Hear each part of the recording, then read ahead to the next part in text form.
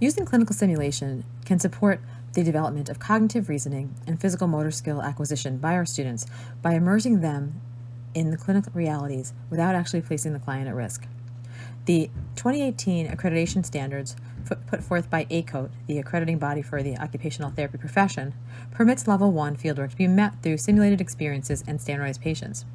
Using these simulated environments affords multiple learning opportunities for our students in an environment that is safe and nurturing, while enabling the students to gain skill and confidence, hopefully resulting in a more confident student when they enter the clinic for a real-life clinical experience. To prepare our students to potentially transition to part or all of Level I fieldwork, being in a clinical simulation environment, we conducted a pilot project using a blended experience in the fall of 2019 trimester.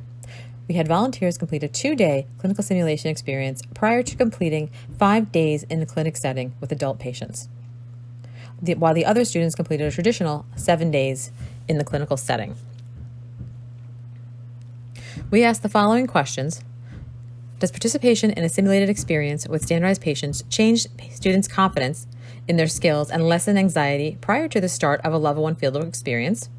And the second question, does the substitution of a simulated experience with standardized patients for a portion of a Level I fieldwork experience impact clinical performance, perceived confidence in their skills, and anxiety level at the completion of a Level I fieldwork experience?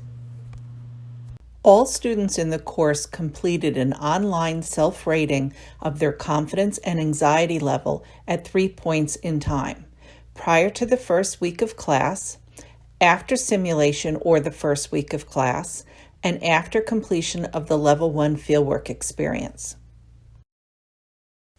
We found no significant difference between the simulation and no simulation groups in their GPA, anxiety level prior to fieldwork, or final scores on the fieldwork evaluation. Changes in level of confidence and anxiety values between times were tested using the Wilcoxon signed ranks test.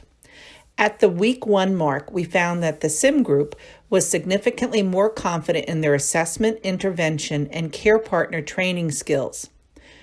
The group who didn't participate were less confident in their safety skills but more confident in their intervention. At the completion of Level I fieldwork, the sim group showed no significant changes in confidence or anxiety levels from the simulation experience. The non-sim group showed a significant change in confidence in assessment and intervention skills. After reviewing the qualitative and quantitative data from the surveys and reflecting on the results, we reached the following conclusions. Participation in simulation had an initial positive influence on confidence in assessment and care partner training skills. And confidence in intervention skills increased in both groups of students between the first week and second week of classes. Since the simulation group showed no significant decreases in confidence or increased anxiety levels at the completion of Level I fieldwork, the potential for simulation to substitute for part of Level I fieldwork is supported. COVID-19 has changed many processes in daily life, including the way we educate students.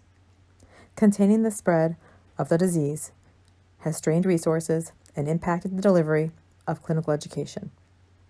Implementing clinical simulation for Level I fieldwork appears to be a viable option for fostering early clinical reasoning skills in occupational therapy students.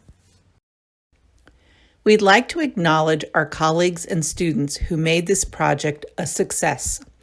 This project was supported by an instructional enhancement grant from the Office of the Provost.